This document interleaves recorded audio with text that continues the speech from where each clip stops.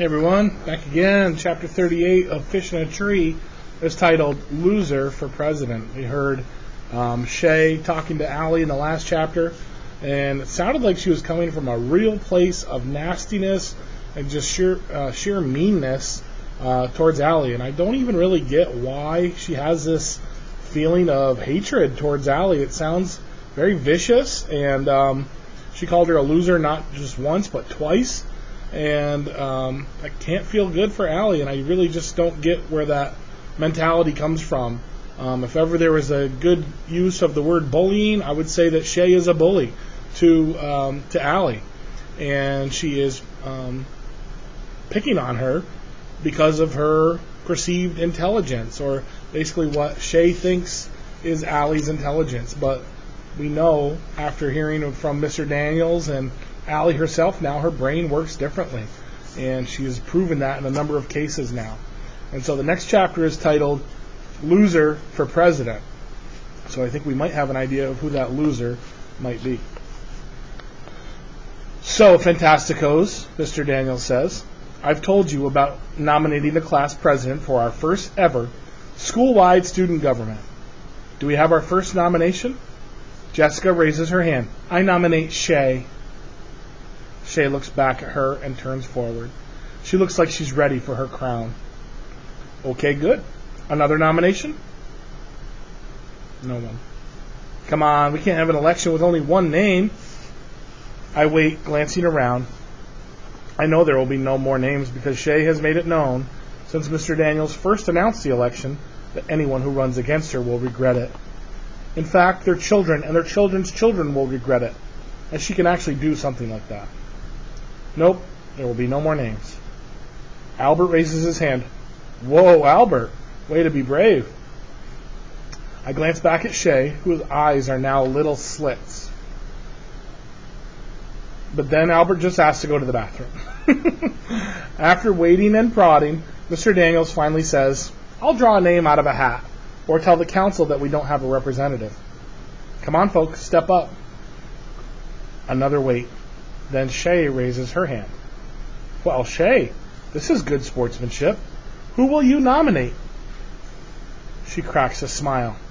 I nominate Allie Nickerson. Wait, no. She didn't say me. I look back at her staring at me while Mr. Daniels compliments her again. And then it hits me like a boulder. Of course, she wants to win, so she nominated me, a surefire loser. Is that okay? Mr. Daniels asks me. Can I say no? Yeah, you can say no, but I think you should run. I really, really want to say no, just not to him. Okay, I'll do it, I guess. Good, he says. Now, both of you will need to say a few words tomorrow, and the voting will follow. Oh, I get to write a speech, Shay says to Jessica. Then I hear her whisper, I am terrified. I can't write a speech. After school, Mr. Daniels apologizes for not being able to help me today because he has class at the college. However, he suggests that I just be honest about why I want to be president of the class. He asks if my mom can work with me that night. I tell him that she will. I know she would in a heartbeat, but I would never ask her to help with this. I would just get her hopes up. I figure I should write something down, if Shay is going to. I look like a baby with no speech. So I sit down at our dining room table with a blank piece of paper, all bright, white, and staring at me, making my head hurt. I want to ask my mom for help so bad, but if she knows I'm running for president of the class, she'll get excited. She'll want it even more than me. I'm afraid to want it. But a mind movie shows me at the front of the class, and Mr. Daniels congratulating me, and I have to admit that I really would like it.